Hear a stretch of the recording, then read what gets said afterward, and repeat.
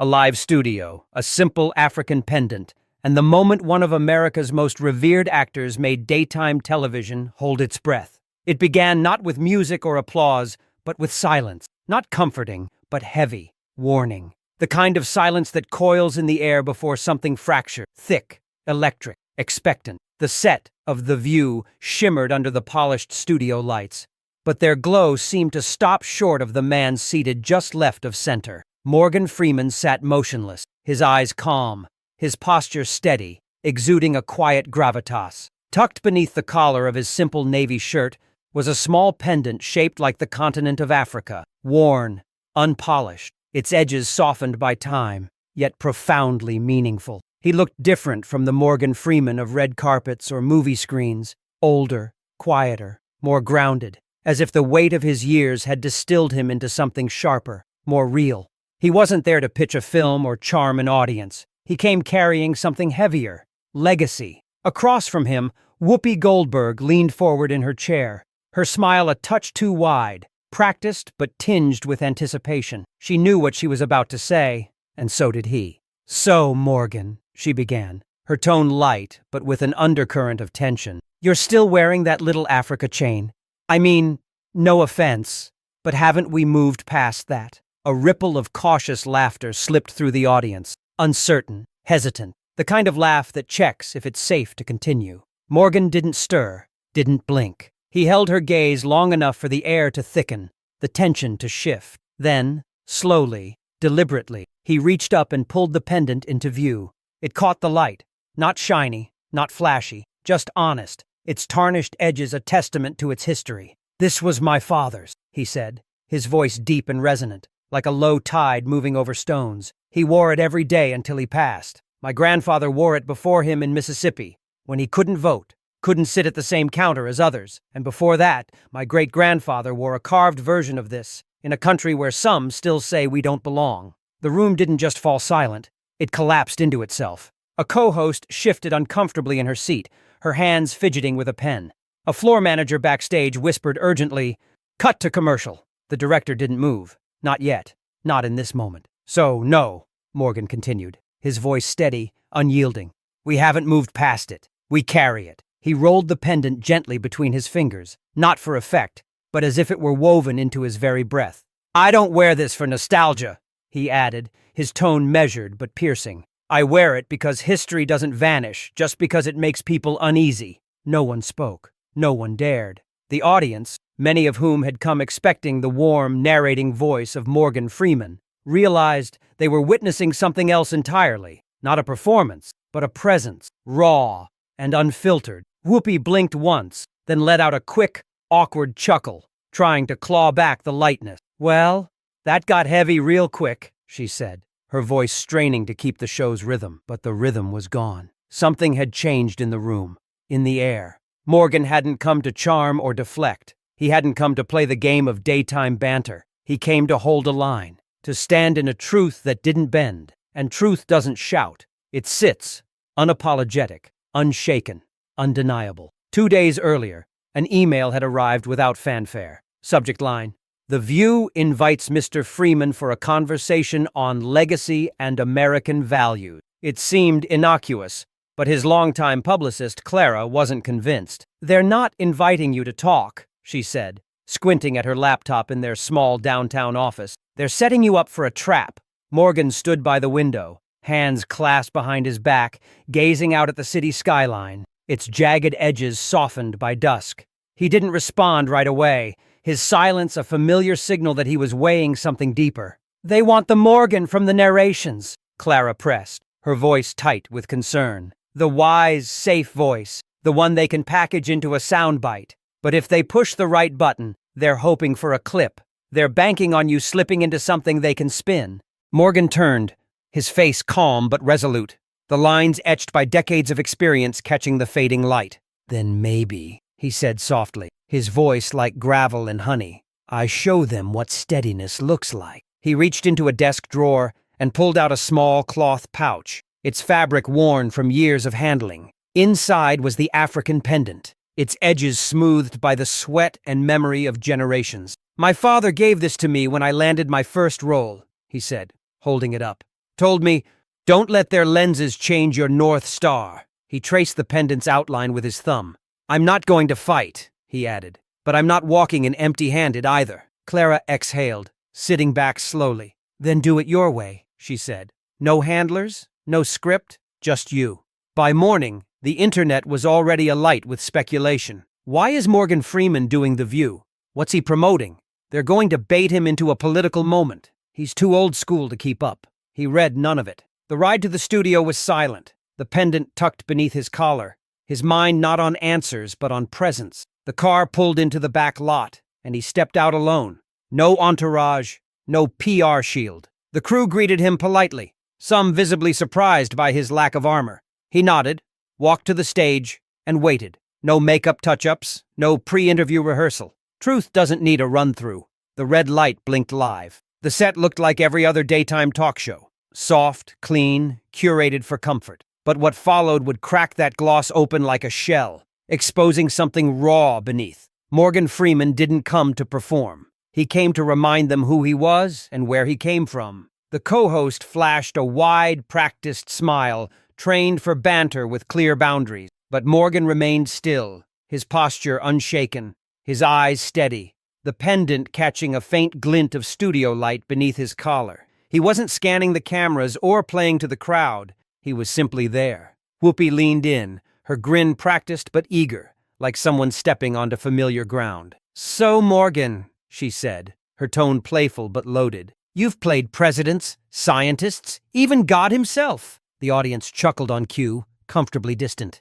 But when did you decide to become a preacher with a pendant? The laugh that followed was louder, orchestrated, not organic. Morgan let the silence arrive first, as he always did, letting it settle like dust after a storm. Then, in a voice smoother than polished oak and just as unbreakable, he said, Some wear things for attention. I wear mine to remember. The laugh track died in the air. The rhythm faltered. The air shifted, subtle, but undeniable. Whoopi tilted her head, raising an eyebrow. You're saying the man who narrated the universe is here to talk about memory? Another ripple of polite amusement, but it felt staged, forced. Morgan shifted slightly, not defensive, but grounded, like a tree rooted deep. I've played men who carried wisdom, he said, but none of that ever mattered as much as carrying pain with grace. The room went still. He looked out, not scanning for approval, but connecting. Everyone knows the line, life is like a Wi-Fi signal. Just when you think you're connected, it drops. A few audience members smiled, mouthing the words, recognizing his voice from countless narrations. But that's not from a script, he continued. That's from nights when I lost my aunt to illness, when my cousin got caught in a system that didn't see him as human, when the people I loved were taken without warning, and the world kept spinning like nothing happened. Whoopi's smile pulled tight. The moment was slipping, not from her hands, but from her control. I'm not here to preach, Morgan added, his voice low, resonant. I'm here because sometimes grief doesn't want a speech. It wants a voice that doesn't waver. The audience didn't clap or laugh. They listened. A man in the third row lowered his phone, no longer recording. A woman touched her chest gently, as if steadying her heart. The lights felt too bright, the set too shiny, too unreal. Whoopi cleared her throat, the sound sharp in the quiet. Well, that got deep quick, she said, trying to summon the show's rhythm. Morgan nodded once. Pain doesn't wait for a convenient slot. The first round was over. No viral zingers, no applause, just truth. And truth has its own gravity. Whoopi glanced down at her cue cards, now flimsy shields against something far more powerful. Then Morgan leaned forward, resting his elbows on his knees, the lines on his face catching the light. Not age, but testimony. I want to show you something, he said, his tone even, deliberate. He reached beside his chair and lifted a small, time-worn canvas satchel, the kind you don't buy, the kind you inherit. The audience leaned forward instinctively, as did the cameras, zooming in just a fraction. He unzipped the bag slowly and pulled out a pair of cracked leather gloves, smooth at the knuckles, dulled by years of use, folded by repetition. These didn't come from a movie set, he said, holding one gently, his fingers tracing its worn edges. He let the moment rest, unhurried. I wore these the week my uncle passed. He was a teacher, Not famous, not rich, but the kind of man who gave more than he had to people who had less. When he died, I didn't go online. I didn't perform grief. I went to the shed and worked these gloves until my hands bled through them. His voice dropped, controlled but close to breaking. Not to forget him, but to honor him. Every swing was a prayer I didn't have the words for. The studio was completely still. No quips, no lighting shifts, just wait. I kept them because real pain doesn't need a violin or a camera. It stays with you, in a bag, in your bones, waiting. Whoopi crossed her legs, her lips tight. The show wasn't being stolen. It was being redefined. Morgan placed the gloves on the coffee table, not as props, but as proof. I don't wear this pendant for style, he said, tapping it once. I don't carry these gloves for drama. I carry them because what we survive should never be hidden. The crowd didn't move, not because they couldn't, but because they wouldn't dare break the silence. No one interrupted. For the first time in years, grief wasn't a segment. It was a reckoning. The gloves rested like artifacts, not of violence, but of legacy. Camera operators instinctively adjusted, zooming in tighter, capturing every line in the cracked leather, like a map of truth worn through time. The audience had shifted, phones lowered, backs straightened. They weren't watching anymore. They were present. Whoopi cleared her throat, the sound jarring in the cathedral of silence that had formed. Well, she started, forcing a smile. That's definitely not what I expected from you, Morgan. A few chuckles scattered, but they didn't rise. They sounded more like nerves than joy. Morgan's eyes weren't on her. They scanned the audience, not for validation, but for connection. Then, from the far left of the studio, a man stood, late 60s, work boots, worn jacket, hands calloused from a different kind of labor. The studio froze. This wasn't in the rundown. He's not just an actor, the man said, his voice shaking but steady. A producer near the cameras motioned to cut, but the director whispered, "Let it roll." The man stepped into the aisle, eyes red, shoulders trembling slightly. "I worked security on a set in Memphis years ago," he said. "They were behind schedule, everyone yelling. This man," he pointed at Morgan, "stayed late, sat on a curb with a kid who had no father, talked to him like he was the only soul in the world." The room leaned forward. "He didn't have to. No cameras, no headlines, just real." The man swallowed hard. "I lost my daughter to addiction 4 years ago. Never spoke about it in public until now. But seeing someone carry pain and not turn it into pity, that means something." Morgan didn't speak, just nodded, his eyes lowered with quiet respect. The man sat slowly, the chair creaking beneath him like the moment itself was exhaling. Whoopi's note cards trembled slightly in her hand. They were no longer in a segment. They were in a story that had taken the script and burned it clean through. A woman in the second row whispered to her friend, "This doesn't feel like a talk show." Another man in the back, arms crossed during the opening, now sat open-palmed, elbows on knees, like he was learning something for the first time. Morgan spoke again, his voice smooth but stripped bare. "I never set out to be a role model," he said. "I just wanted to make something that couldn't be faked." He looked around, the lighting softer now, like the truth had dimmed the spotlight into something human. "But honesty," he added, "it lands harder than any role I've ever played." There was no applause, no laughter, just stillness, the kind that settles when something real is finally said out loud. The tide turned. They weren't watching Morgan anymore. They were with him. The studio no longer felt staged. It felt sacred, not from sorrow, but from respect earned through raw, unfiltered truth. Then, from the center section, a voice rose, young, cracked, raw.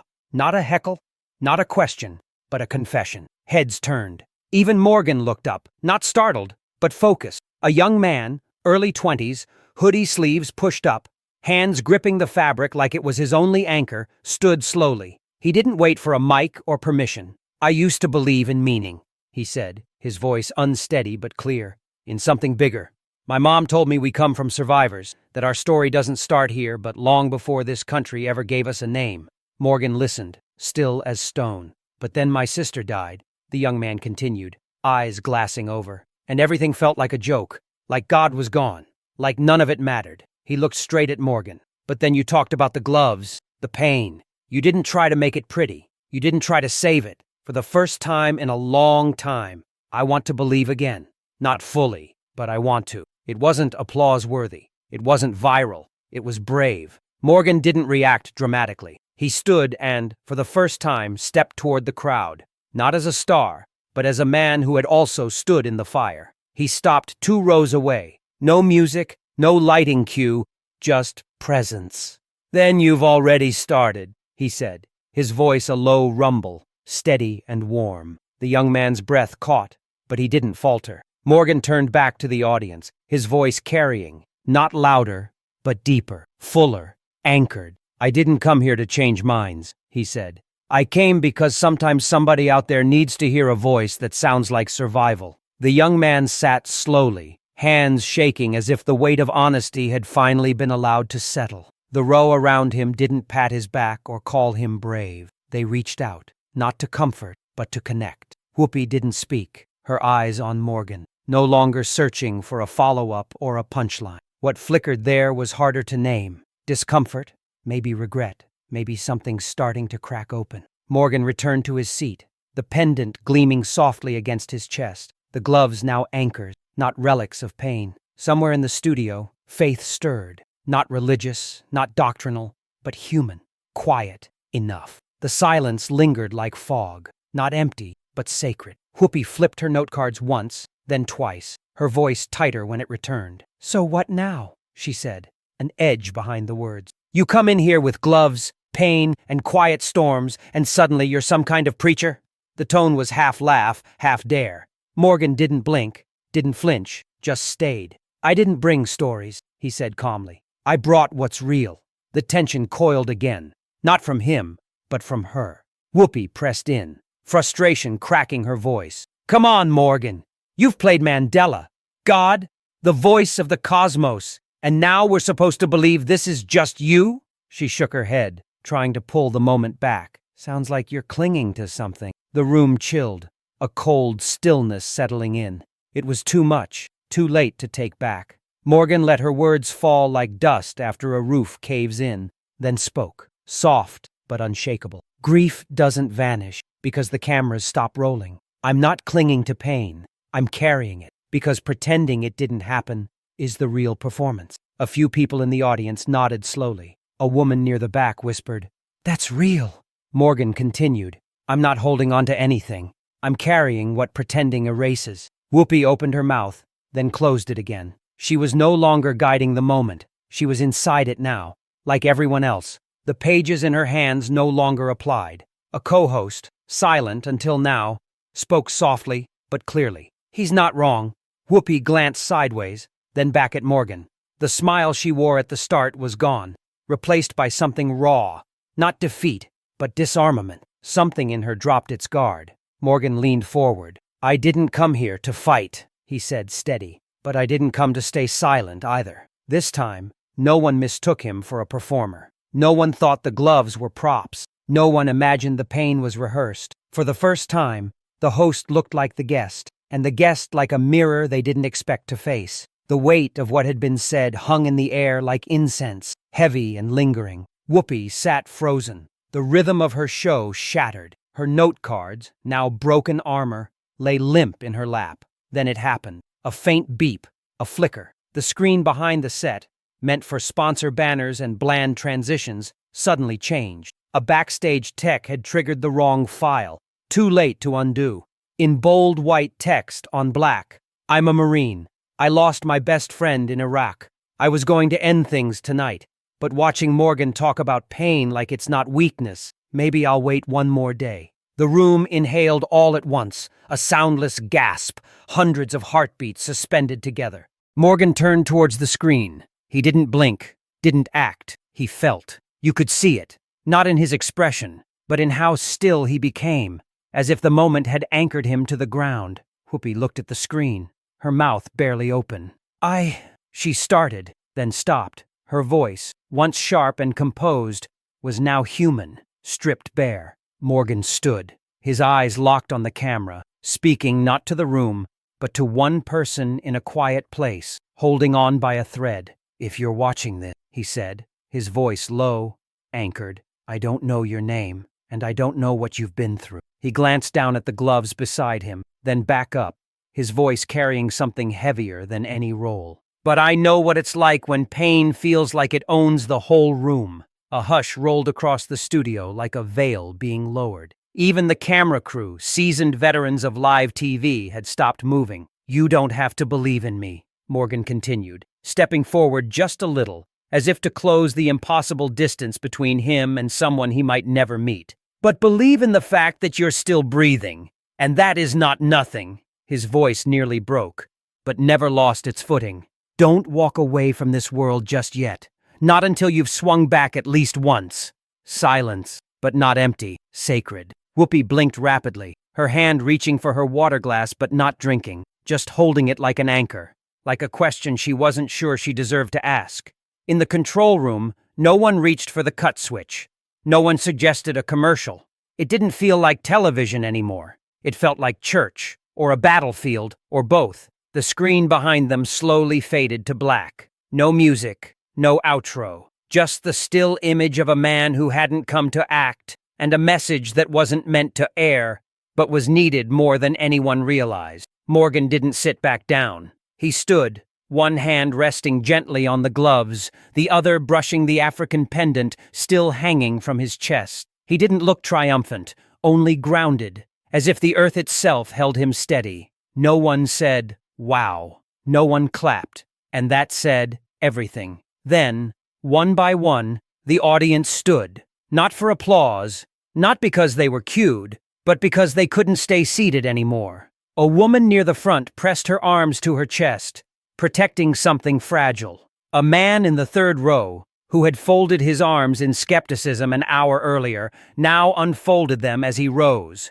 slow and silent. The ripples spread, row by row, quiet, raw, respectful. Not a single person clapped, not because they weren't moved, but because they were, and clapping would have broken something sacred. Morgan scanned the crowd, not for approval, but for understanding. The audience wasn't responding to celebrity. They were responding to something they hadn't seen on TV in a long time. Truth without spin, pain without pity, strength without noise. Whoopi hadn't moved, still seated, her note cards limp in her lap, more like crumpled defenses than guiding tools. Her gaze never left Morgan.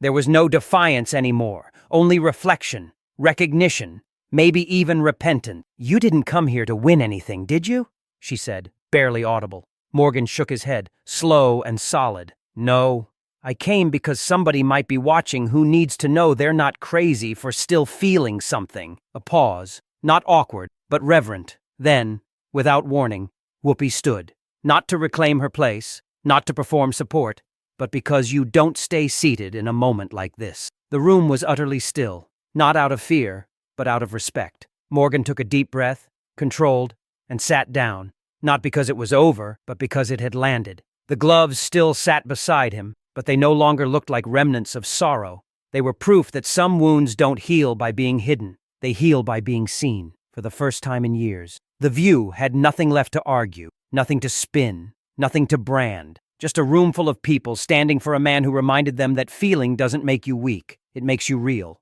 The studio lights burned on, but no one noticed. Not the audience, not the crew, not even Whoopi, who stood at her mark like someone waking from a long, curated dream. Morgan remained seated, posture relaxed but alert, the gloves quiet monuments to everything they'd tried to suppress.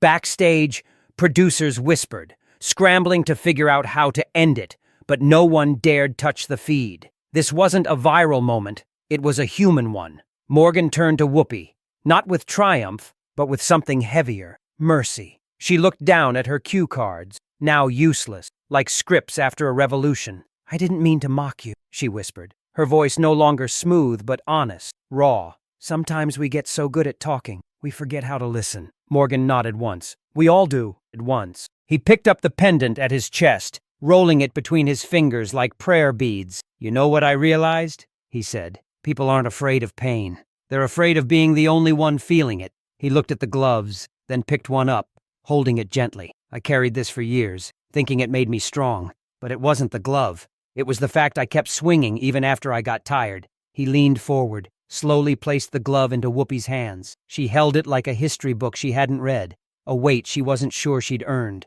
"You don't have to believe what I believe," he said gently. "Just don't laugh at what kept some of us alive." A crew member above whispered, "That's the realest thing I've ever seen."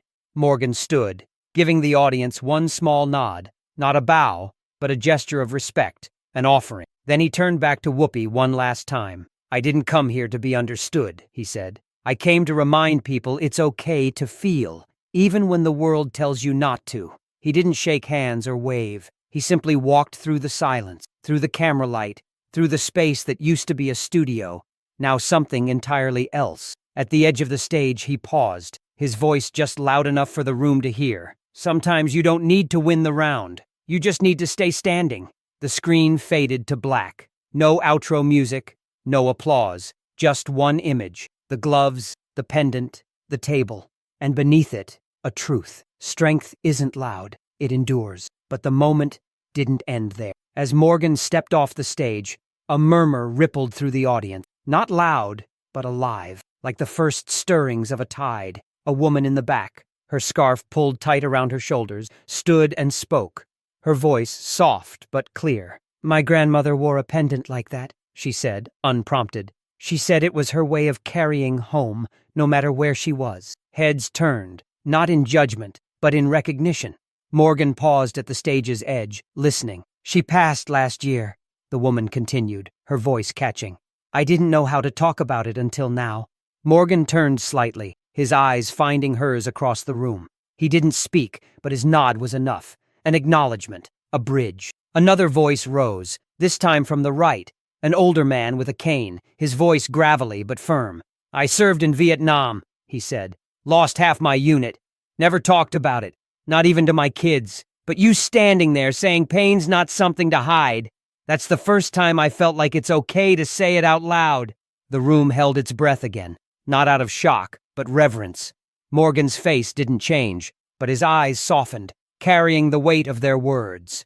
Whoopi, still holding the glove, looked out at the audience, then back at Morgan. "You've turned this into something else," she said, her voice quieter now, almost confessional. "This isn't what we planned." Morgan's lips curved slightly, not a smile, but an acknowledgement. "Plans change when truth walks in," he said. The audience didn't laugh or clap. They nodded, some visibly, some in the quiet of their own hearts. The producer in the control room whispered, "We can't end this now." The director nodded, letting the cameras roll.